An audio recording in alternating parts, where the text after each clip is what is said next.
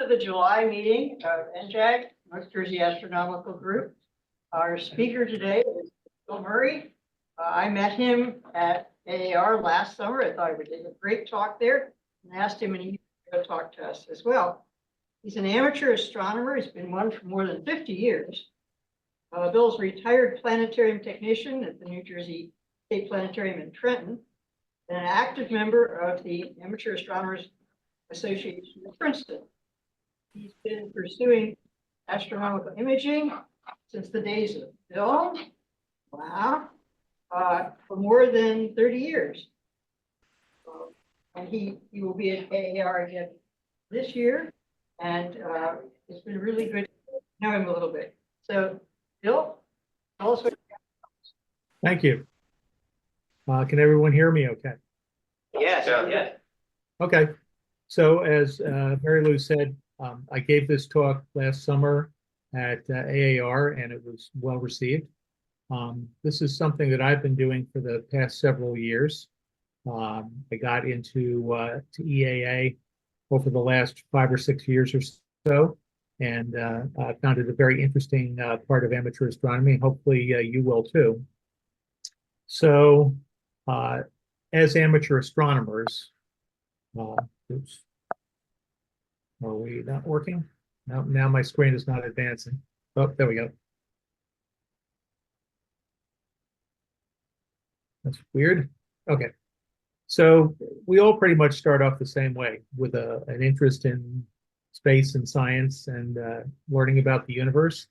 And the first thing most people do is they buy a telescope, usually not a very large one, from a few inches to about 6 or 8 inches is usually max for a beginner telescope.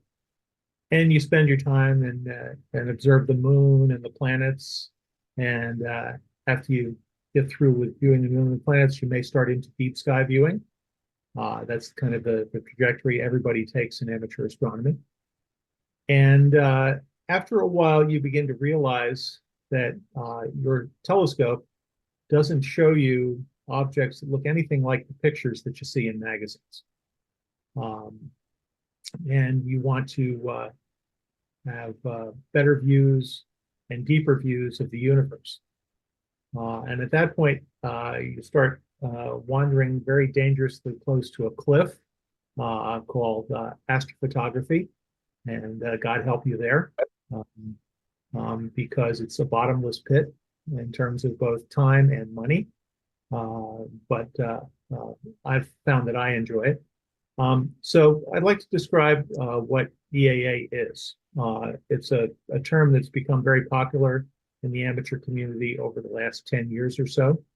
It stands for Electrically Assisted Astronomy. And it's a type of simplified astroimaging that's done in near real time. And if anyone has any questions while I'm talking, just shout out and I will try to answer them for you. There are 3 things that are needed for EAA. The first is a telescope that tracks the stars. Go-to is a plus. Virtually any telescope that you buy these days will have these characteristics. You need a CMOS astro camera, and you need an app that does live stacking. If you have those 3 things shown here in my picture, here's the telescope, the camera is attached to it, and it's being run by a computer that is running the camera and the telescope to do EAA. You're set up to do EAA. Okay. There is a continuum between visual observing and EAA. The astronomy writer Mark Malise, who lives down in the South, has stated it very eloquently as saying that when he got into the hobby of astrophotography, he was initially got very deeply into it, but he found that usually he could only take a picture of like one object on a given night or even over several nights. And he wanted to see more of the universe. And traditional astroimaging, astrophotography wouldn't allow him to do that. And so he developed, using this form of modified astroimaging called EAA, to allow them to see many more objects on a given night than just photographing one object. So there is a continuum between visual observing and EAA. The experience of using EAA is similar to visual observing. Instead of looking through the eyepiece, you're looking at a monitor to see the image of your object that you're pointing your telescope at build up over time. And when you get tired of looking at that object, you sleeve the telescope to another one and start accruing data on that object. In a lot of respects, it's similar to doing visual observing with a telescope. So the things that you need a tracking telescope. Doesn't have to have an equatorial mount. Altaz is fine. The telescope does not need to be large. You can do EAA perfectly well with a 2-inch telescope, as I've been doing for the last several years. It doesn't require polar alignment, and you can get there's dozens and dozens of different telescopes that meet these requirements out in the market today. You need a CMOS camera. This type of astronomy would not have been possible, say 20 years ago, when the main type of digital camera around were CCD cameras. The problem with those cameras was fairly high thermal sensitivity and relatively high read noise. Read noise is what happens with noise that you get from the camera when it reads out the image. So for instance, if you wanted to take a 20-minute exposure of a deep sky object with a CCD camera, you would normally do something like 4 5-minute exposures. That way you would only have to read the camera 4 times. If you tried to break that up and do, say, 40 30-second exposures, your image would have been totally saturated by read noise.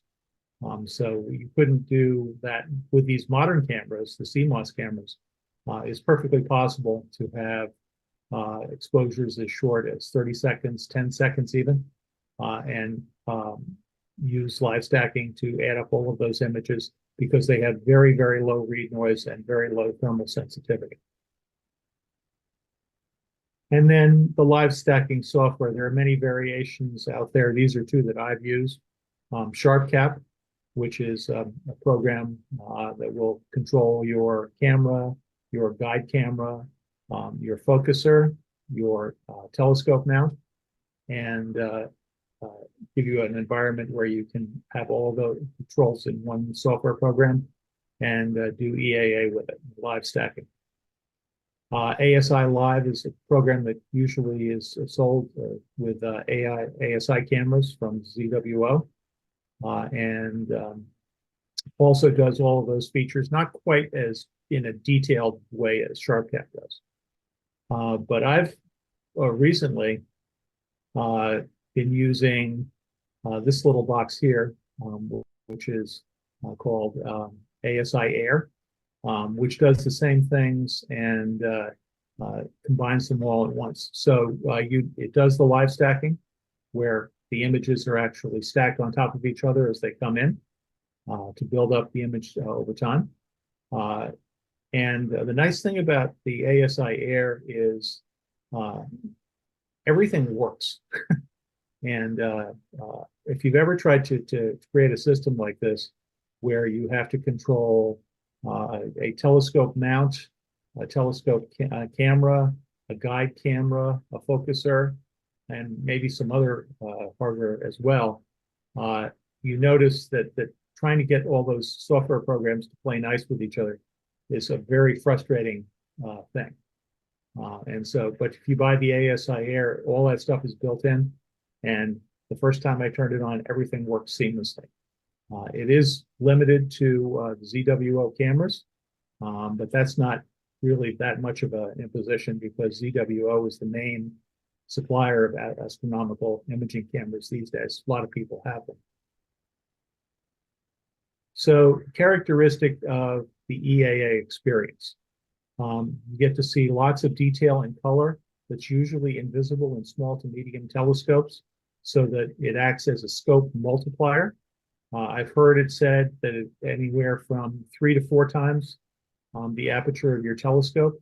I think that is underestimating it because as you'll see with some of the images that I have, I've looked through 20, 25-inch Dobsonians, and I haven't seen anywhere near the detail you can get in 10 minutes with EAA with a small telescope. The viewing is in near real time, so it feels like the experience of looking through an eyepiece. You don't have to wait that long for the image to come up. The shorter integration time means you can view several targets on a night rather than just viewing one. It's relatively easy to use. The simple EAA systems are not that complicated and relatively easy to set up. The image quality can't compare with long exposure astroimaging. It wasn't meant to, but it is meant to be able to get really decent quality images in a short period of time. And EAA is great for outreach because it's easy to see the object, easy to explain what that object is, and more than one person can view it at the same time. The AAAP has gone deep into EAA, so we have a couple of ASI cameras on our C14 in our observatory. And when we have public nights, we fire up the telescope and start pointing at deep sky objects, and we actually have a monitor that we hang on the outside of our observatory so that the public can sit outside and watch as the objects come up, and we can stand there and explain to them what they're seeing, which works a lot better than having 30 people in our relatively small observatory all jostling to try to get a look through the eyepiece of the telescope. So on the other side of the coin, long exposure astroimaging requires a different type of setup. As you can see here is an example of one.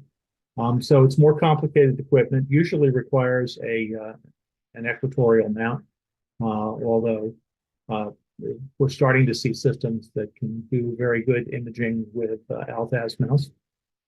Usually requires precise polar alignment and guiding, and calibration frames are used to subtract noise from the images that you get.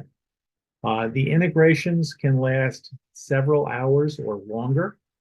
And if you use narrowband filters, that's even longer because you have to take the same exposures through 3 different filters to get an image. And then you take all that data and you post-process it after the fact to get a really decent looking image, but not something that you can see that night or maybe even the night after. So it's an activity that requires a lot of patience. Okay. So the characteristic of long exposure astroimaging, you usually get superb image quality. The integrations last many hours, means that usually you're only doing one target per night with a given system. It's complicated. You got to get a lot of different moving parts to work together. It's not good for outreach because you usually don't see anything on the night that you're taking the images. And the post-processing can take as long or longer than the image acquisition. So just like there's a continuum between visual observing and EAA, there's a continuum between EAA and astroimaging. Both use telescopes with cameras to acquire images. And if you kind of stay on the EAA side of that continuum, you're tending to do what is traditionally known as EAA. But what I've been doing over the last few years is kind of moving along that continuum towards long exposure astroimaging and using some of the techniques there to improve the image quality of the images that I get. And I call that extreme EAA. And we'll see in a minute how that works. So what is extreme AA? I use some of the techniques of long exposure, long integration imaging to enhance the image quality while trying to keep the experience as live as possible. So I'm not going for hours and hours with these images. I kind of tend to limit myself to about a half hour per object because at that point in time, the object usually looks pretty reasonable and it's good to show the public. But you don't have, after much longer than that, people start drifting away because they're not seeing huge improvements in the image.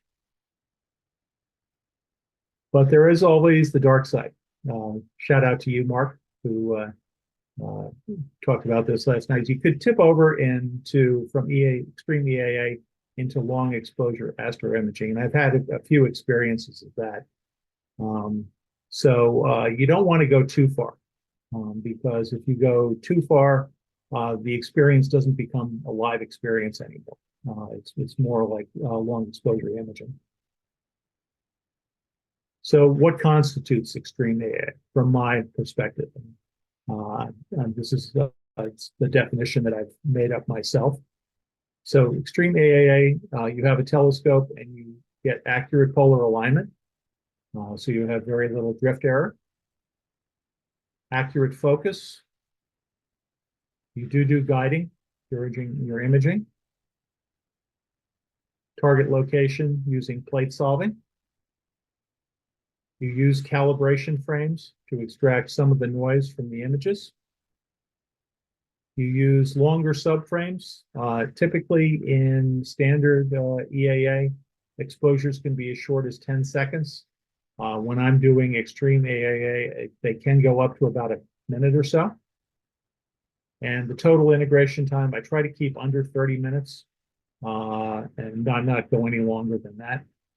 And lastly, you do aggressive stretching in real time on the image to make it look as good as possible for the public.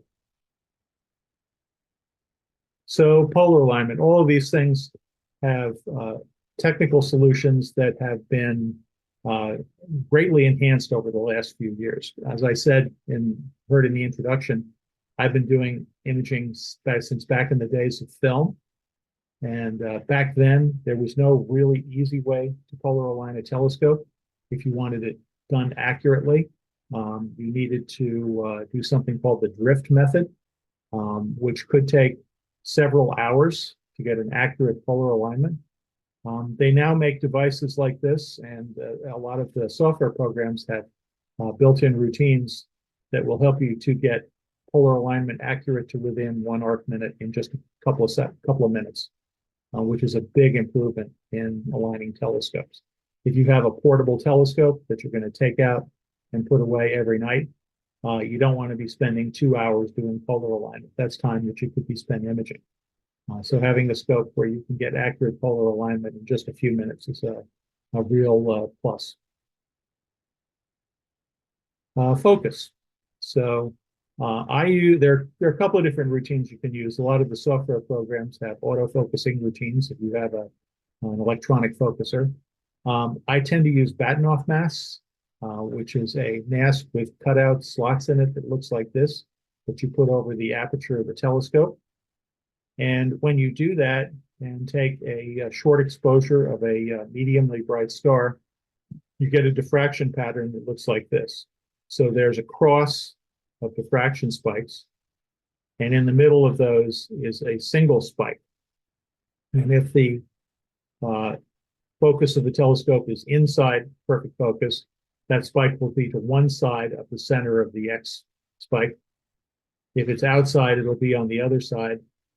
But if it's perfectly in focus, that central spike will exactly bisect the X. And that is very, very sensitive method for getting focus. Very tiny movements of the focuser. You can see the difference very easily. So it's a way to get very accurate focus very quickly in your imaging. Guiding, another thing that's vastly improved over the time that I've been doing imaging. When I started back in the early 90s, late 80s, doing imaging, and you wanted to guide an image, they had what were called guiding eyepieces, which was a little eyepiece with a crosshair in it. And as you were taking your image with your telescope, you had to sit there for however long it was, and sometimes it could be several hours, with your eye glued to the guiding eyepiece, making very small corrections manually to the telescope tracking as you were imaging, which was, there's no other word to describe it, it was torturous to do that. Now we have guide cameras and guide routines such as PhD2 for guiding, which actually stands for Push Here Dummy. It's a very well-designed program that automatically takes up the guiding and will track a star for hours and hours without any other input from you. Makes guiding an image a lot easier than it used to be. Plate solving. If you haven't heard of this, I advise you to investigate it. For my money, this is the best improvement in imaging, astroimaging, in the last 10 years. I always had the experience when you point a telescope at an object and you want to take a picture of it, you would, you align your telescope as accurately as possible, plug the NGC number of the object that you want to look at, and the telescope will slew there, and then you take an image and you see nothing. And the question is it because you're not imaging long enough, or because the telescope is pointed in the wrong direction?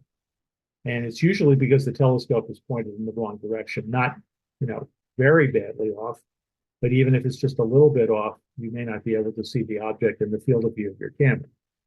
And it can take many minutes of time searching around in the night sky to try to get your telescope centered and the object centered on your camera before you can start imaging.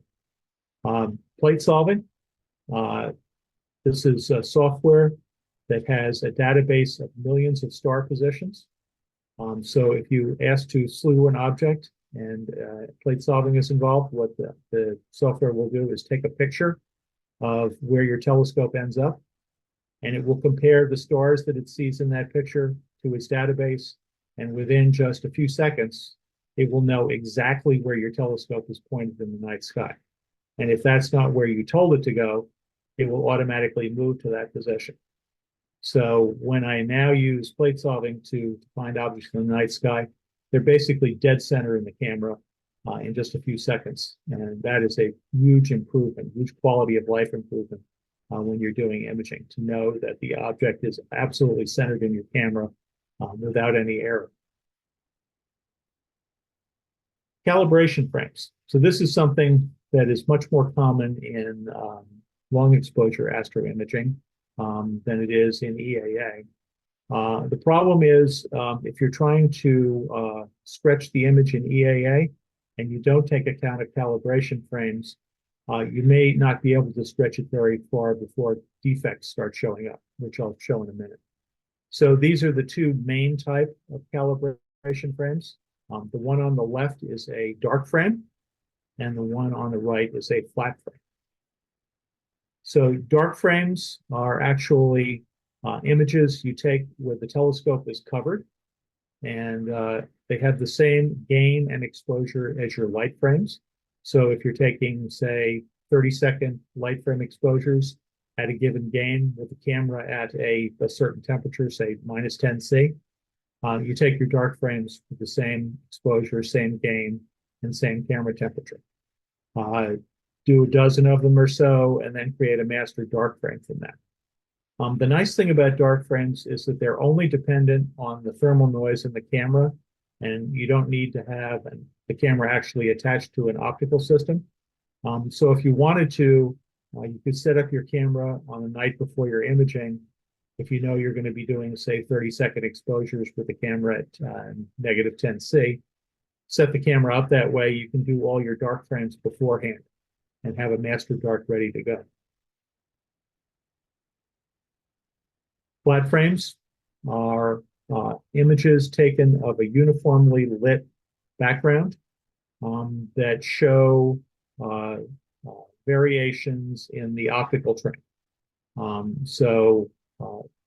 Typically the way this was done in the past is you would wait until twilight and take a t-shirt and stretch it over the aperture of your telescope.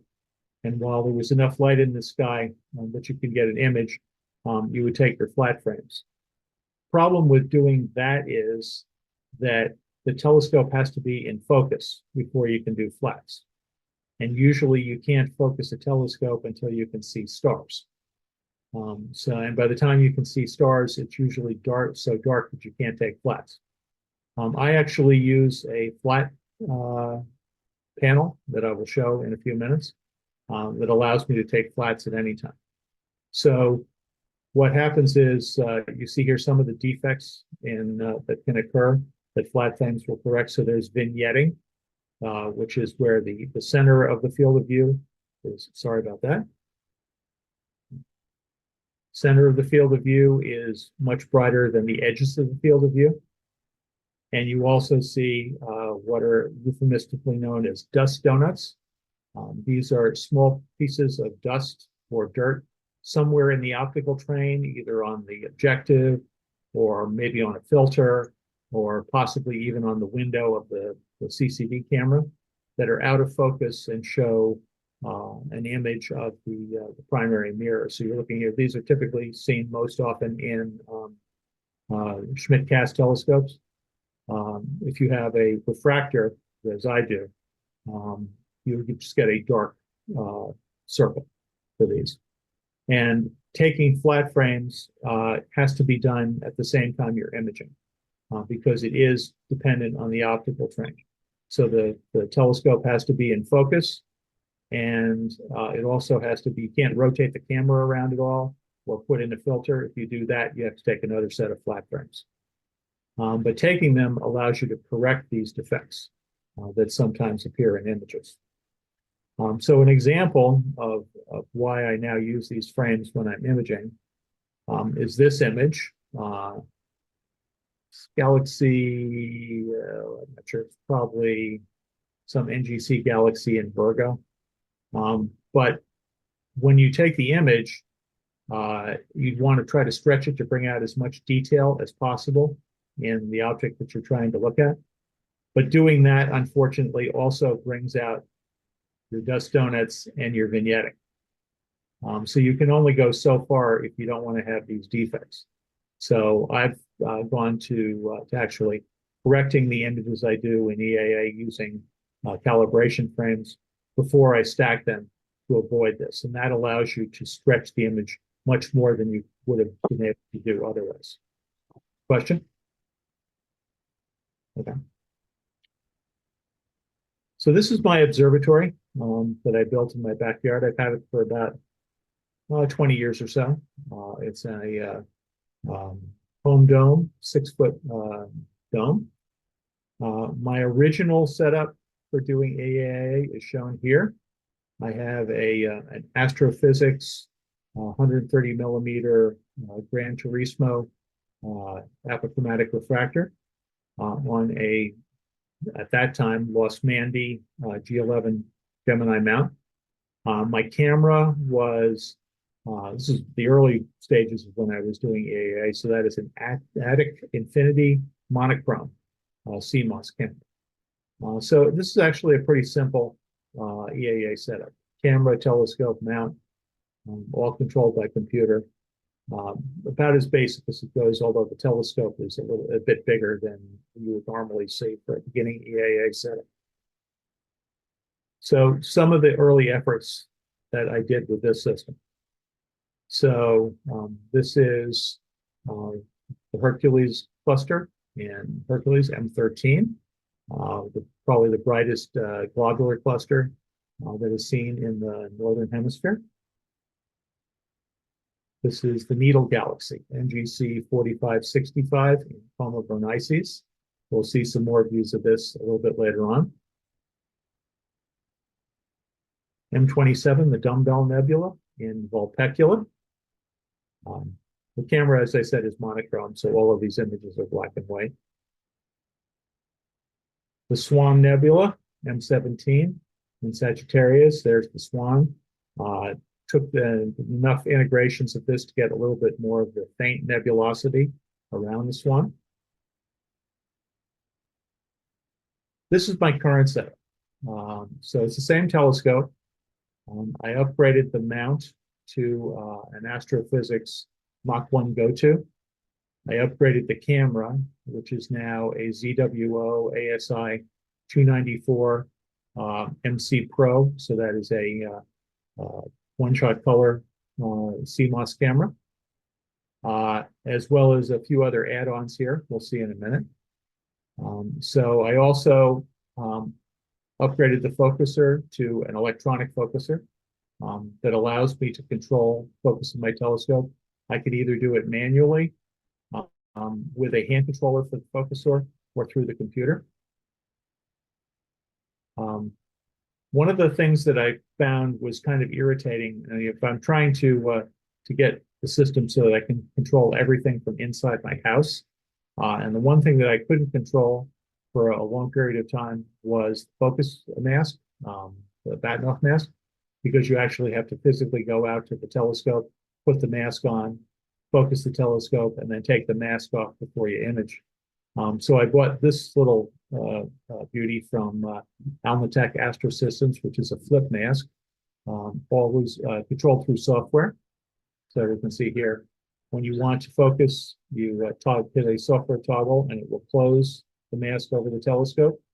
Then you do your focusing, and when you're ready to image, you toggle it again and it opens up so that you can do the imaging, which can all be done from inside the house.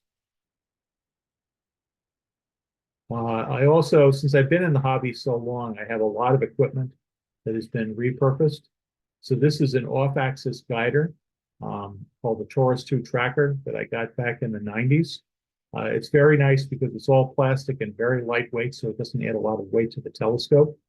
And you can change the orientation of the camera very easily just by loosening these plastic knobs and turning the camera around and then retightening them without really having to refocus, which is kind of nice. I have an Orion 60mm guide scope that uses a Starlight Express Ultra Star guide camera on top of the telescope, which works fine. So the focal length of that guide scope is about 260 millimeters. And the focal length of my main telescope is about 900 millimeters. And that's a very good ratio for guiding. So this is how I do flats on the telescope. As I said, trying to do sky flats with a t-shirt, I never really had a lot of success with that. So I did some investigating on the internet and constructed my own flat panel. So this is a black A4 dimmable Artcraft light box, and it's powered by a USB 2 cable, which you can plug into any USB 2 port that you have available on your telescope. It was $14 on Amazon. It's covered by 2 sheets of 0.6 neutral density filter, and then I've surrounded it in black foam cardboard and used gaffer's tape to adhere all the edges. The thing is that when this thing is on, it throws a lot of light in a lot of different directions, which can earn you a lot of bad vibes if you're at a dark sky star party. So I made sure that all of the light leakage was taken care of around all the edges of the panel. So the only place that light comes out is the place that goes over the aperture of the telescope, which will not be seen when it's there anyway. Some gaffer's tape and some binder slips. So here's the panel. I plug it in to get power, and when you turn it on, if you press the on-off switch, you can adjust the brightness of the panel in a small range of values. But what I usually do when I'm doing flats is I turn it to its dimmest setting and then adjust the exposure time, which usually I can make between like 5 and 10 seconds for a good flat. And then once that's set up, after my telescope is focused, I'll shoot off about 20 or so flats, turn the panel off, and I'm done. And you can do that at any point in time during the night. I do have other cutouts for other systems that I use. So basically, if I'm using another system other than my astrophysics refractor, I'll take one of these and just attach it to the front of the panel with binder clips, and then it's set to go for that system. So this is a schematic of how my observatory works right now. I have my refractor in there. So the things that I need to control are the flip mask, the camera. There's a guider, which is not shown here, the telescope mount, and the dome. Sorry. All that goes into an Ethernet hub. Those are all USB connections. And then I have a hardwired Ethernet cable that runs from my observatory to my house, where there's another hub. And then there's one single USB connection from that hub to my computer. And with that setup, I can control all of these devices from the computer inside my house. I tried for a number of years trying to do a wireless setup and was never really successful with it. It's not that long a distance. It's about, say, 30, 40 feet from inside my house to where my observatory is in a straight line. But I was never able to get a solid enough wireless connection that I could do this. The Ethernet cable works superbly. So I'm using that now because it's a much better connection than I ever had when I was trying to do this wirelessly. So basically, when I'm doing imaging, this is my workflow. I'll take the Ethernet cable and run the cable between the dome and my house, turn on the mount camera, connect to the computer, turn on the camera and get it cooled. If I need to take dark frames while it's still light out and the sky is getting darker, that's the time that I do that. At nautical twilight, when the stars start coming out, I will focus the telescope using the Bahtinov mask. And then once the telescope is focused, I take flat frames. And then at astronomical dusk, I'll slew to the first target, plate solvent, select a guide star and begin guiding, and then start live stacking. And as the stack builds up, I'll adjust the color balance and stretch the data to make it look good. And after I'm satisfied with the way the image looks, I'll save it and then move to the next target and repeat. So here are some images with my current system.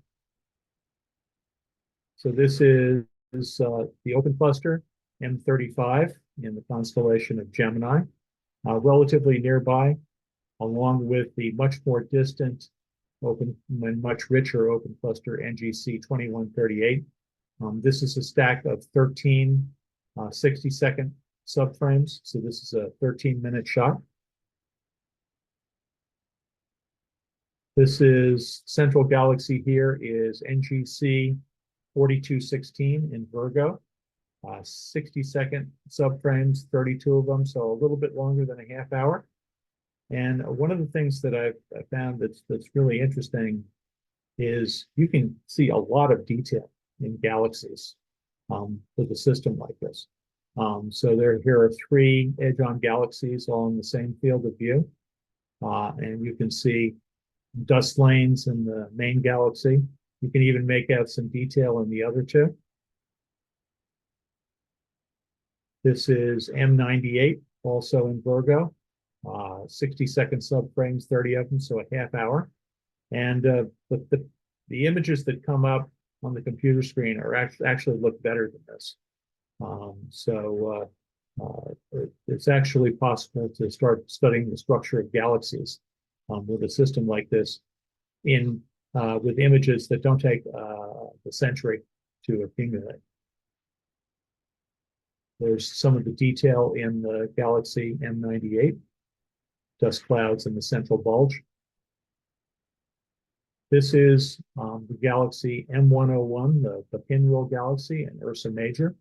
60-second subframes, 30 of them, so a half-hour image. And as you may remember, last year, there was a supernova that exploded in this galaxy. I happened to be out 2 nights afterwards. It was the night the supernova discovery was announced was cloudy.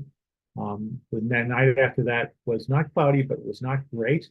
There was a lot of patchy clouds, high hazy clouds moving around. Not a night that I would normally go out to image on, but I decided to see if I could capture the supernova. So I fired up my system and took about a half hour of images of M101. And you get this shot here, which is much better than I thought it was. So this is the before and after. Before, if you look here, there's nothing there. But in this image, that's the supernova right there. You guys can see my cursor moving around? Hopefully. Okay. This is the famous Edge-on Galaxy NGC 891. 30-second frames, so a 15-minute exposure total. This is the Clown Face Nebula, NGC 2392 in Gemini, 17 60-second frames, so a 17-minute exposure. Zoomed in, you can start to see some detail in the nebula itself, including the famous clown face in the middle there. And probably my favorite galaxy in the sky, the Needle Galaxy, NGC 4565, 60-second frames, 33 of them, so a little longer than a half-hour exposure. And a lot of detail visible, a lot of detail in the dust lanes. And one of the things that kind of fascinated me is even with exposures of only a half hour or so, you can start to see not only the Needle Galaxy, but there's a lot of other galaxies. So here's one, there's one, there's one. There's at least a half a dozen scattered throughout. And all of these galaxies, and when I looked them up on the nomenclature, the charts, they're all like 16th, 17th magnitude. So you can get very deep very quickly with a system that looks like this. Oop. NGC 2903 in Leo, which should have been a Messier object, but apparently Messier never ran over it. It's definitely bright enough to be run. 30-second subframes, 23 of them, so about 11, 12 minutes or so. And view showing that it's a barred spiral galaxy. The Orion Nebula, M4243, and the Running Man Nebula, sharpest 279. 30-second exposures, 23 of them, so again, about 11 and a half minutes. And M8182, Bodas nebulas. M81 being the face-on, and M82 being the edge-on galaxy. And again, with just 30 minutes of exposure time overall, you can see a lot of detail in this galaxy.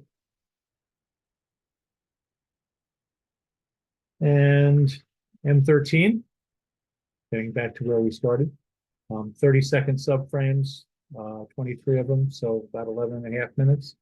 The Hercules cluster, along with the 12th magnitude galaxy about a half a degree away, NGC 6207. But sometimes I tend to veer towards the dark side a little bit.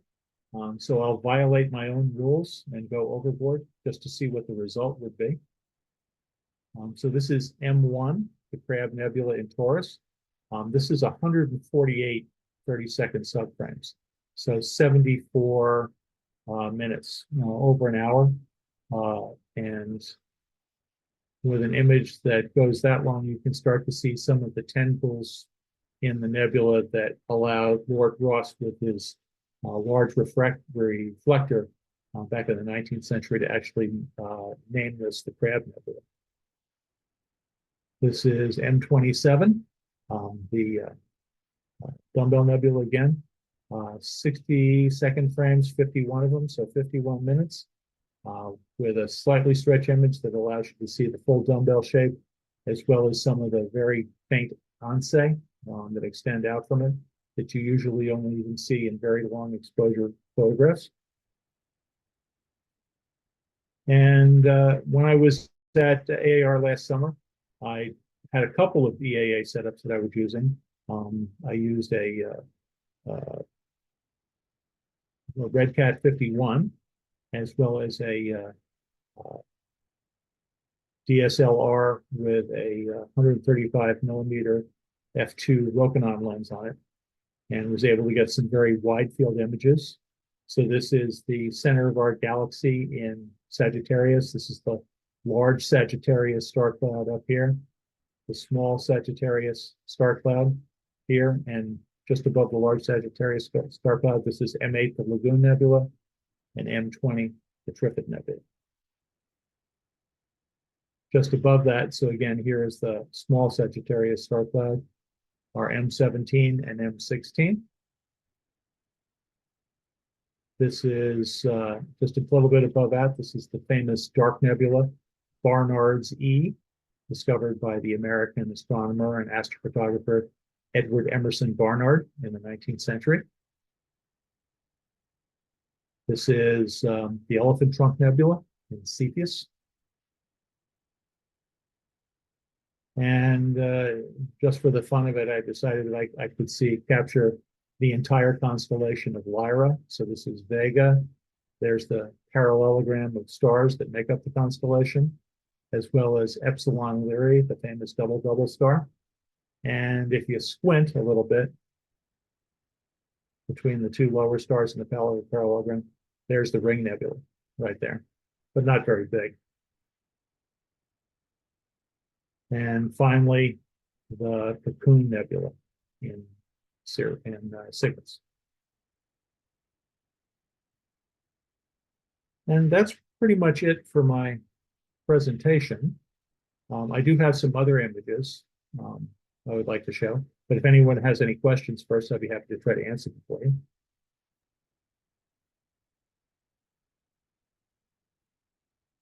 I have a question. Can you put a filter wheel on this thing? You could. A lot of times, I don't use a filter wheel, but I'll use nebula filters. Some of my images were taken with an Octolong L-enhanced filter, which is a dual band O3 and HA filter.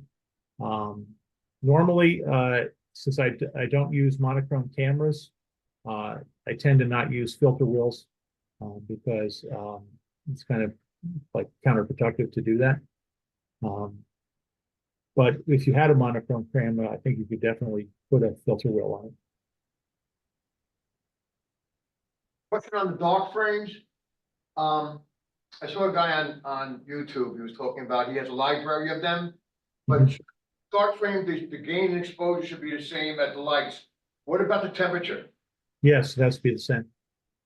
Okay, yeah, because he says he has a library of dark frames. I'm like, how would they work with that? Like, he has to have everything all with the same temperature, and you go outside, and sometimes if you don't have a cool camera, the temperature will be different. That's true. And if you don't have a cooled camera, then you can't get away with taking the dark frames at the same time that you're doing the imaging. But if you have a cooled camera, it will hold that temperature very steadily. So you actually don't need to do your dark frames when you're imaging. You can do them either earlier or later. So, Bill, I have a couple questions. On the calibration frames, I don't know much about, I have never used ASI Live or SharpCap for stacking, live stacking. Yeah. I'm way over on the dark side. So does that software actually incorporate the calibration frames in the stacking It does. process? So Okay. when you're setting up the process, there are toggles where you can specify either a master or a stack of dark frames, a set of flat frames. And when you do that and it takes an image, before it stacks it, it will subtract the dark frame and divide by the flat frame to calibrate the image before it gets stacked, so that all of those noise features are removed from the image before it's added to the stack. So the images you're showing then is kind of the final product of that stacking. It produces That's correct. the stacked photo. Conceptually, do you ever take the subs? I'm assuming you can save the subs. Yes. Did you ever go even further to the dark side and take those subs and throw them in PixInsight or something? And it is possible to do that, and that is really falling over the edge of the dark side, because when you're doing that, you're doing post-processing. But yes, you can. There are other software toggles in the software. You can save all of the subframes separately. So rather than doing the live stack in real time, you can do that as well, but then you can save everything and post-process it later to get the image looking even better. Yeah, because it seems to me that once you have the guiding in place, you could really just take more and more subs and I guess theoretically get to the same place as long as your tracking's good, right? Yes. I think that's it for now. Okay. Any more questions? Yeah, Bill, I got a quick one. These shots are taken from your personal observatory, right? The ones that I showed in the PowerPoint were, except for the ones at the end, which were taken at AAR. No, right. Do you happen to know what the Bortle dark sky rating is in your area? I'm just looking. It's not spectacular. It's probably about Bortle 6 skies. It's not, it's not the middle of the city. It's not a really bright suburb. It's kind of at the edge of getting towards the Pinelands in South Jersey.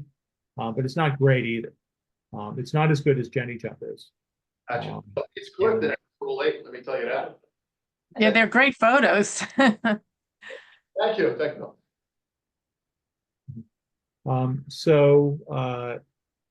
Over the last year or so, my interests in EAA and astroimaging have kind of bifurcated, mainly due to improvements in the technologies.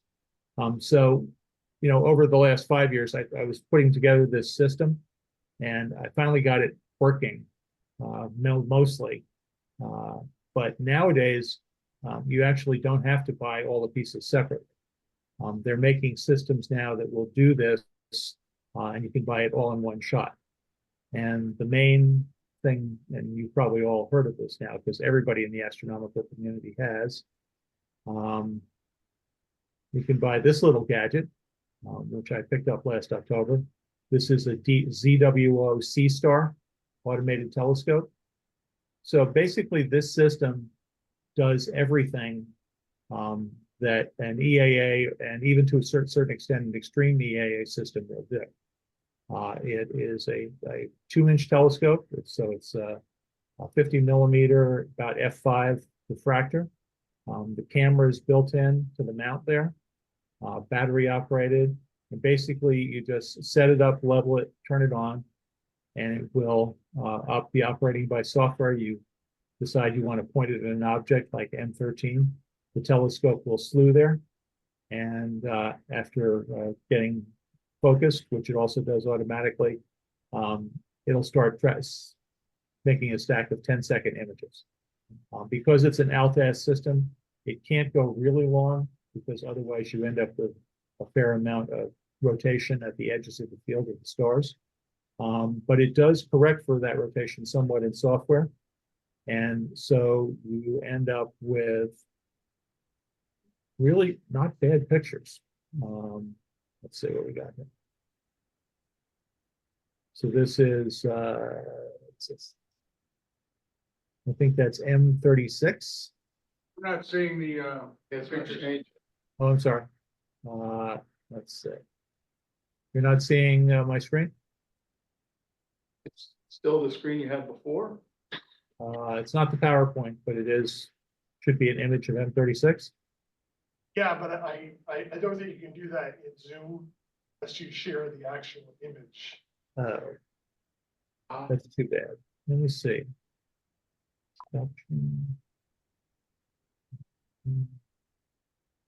Photos. Okay. How about now? Yeah, that's cool. Right. Okay. So this is M36. Not bad. Let's see.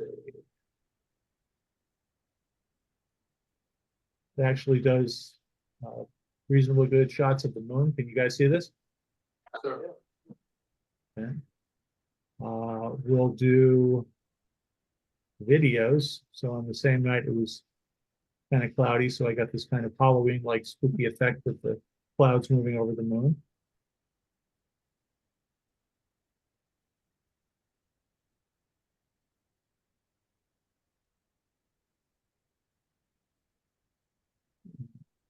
So what else we got? .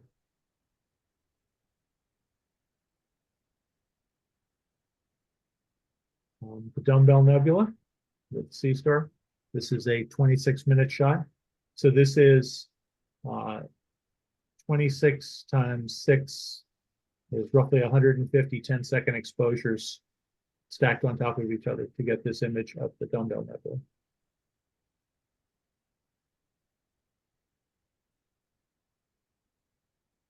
The Crescent Nebula in Cygnus.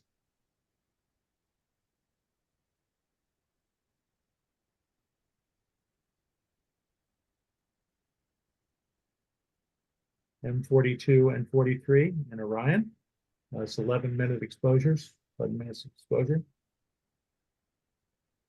I was down at the Winter Star Party in February, and I brought my C-star with me. So just for comparison, so this is a picture of M15 in Pegasus, probably one of the larger and brighter globular clusters visible in the northern hemisphere. For comparison, this is Omega Centauri, taken from the Florida Keys at the Winter Star Party. 22-minute exposure with the C-star. So if you've never had a chance to get south and see Omega Centauri, I recommend doing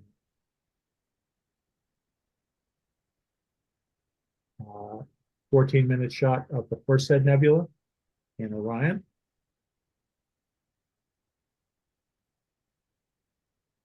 I also have this scope with me as one of the setups for the April eclipse. So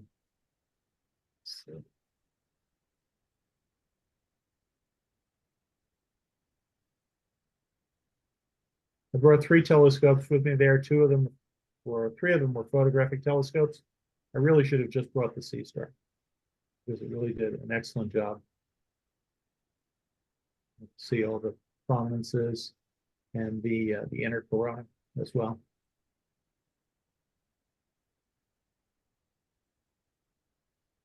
And then just a few more. This is the Leo Trio, 13 minutes on the C-star. 65, 66, and the Hamburger Galaxy. I think it's 36, 28.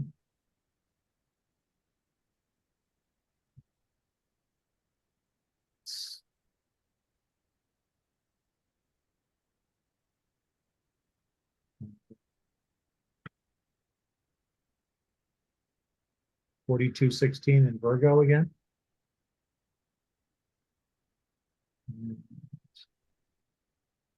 M13, 12 minutes. So back where we started. So if you're interested in doing EAA, and you want to get an all-in-one system, I recommend this. I'm looking forward to taking a look at the new system that Celestron is coming out with, which is called their Origin system. It's going to be able to do all the things that the C-star does, but basically what they have, their optical system is a 6-inch RASA, so it's an f2 system, which will be much, much, much faster than even the C-star, which is f5, which isn't a slouch.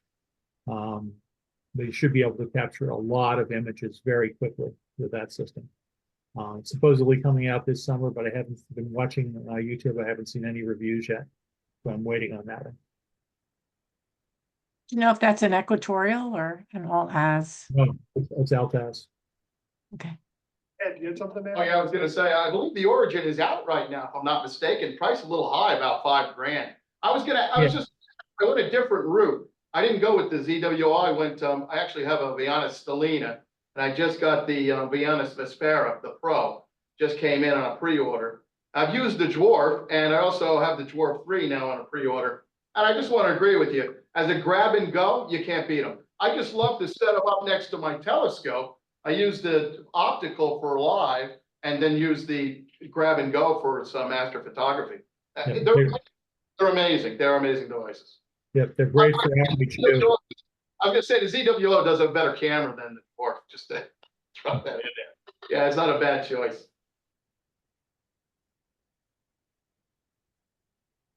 Thank you very much. Thank you. Any questions or?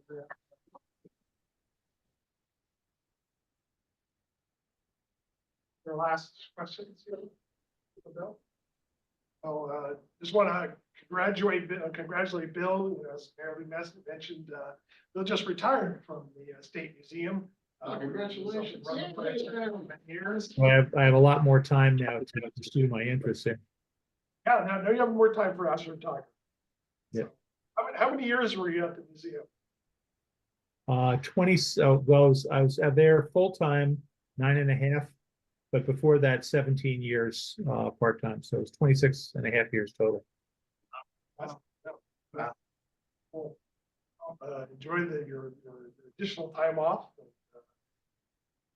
Sharing that. Thank you. And I will, if you're going to AAR this summer, I will be there for the first session.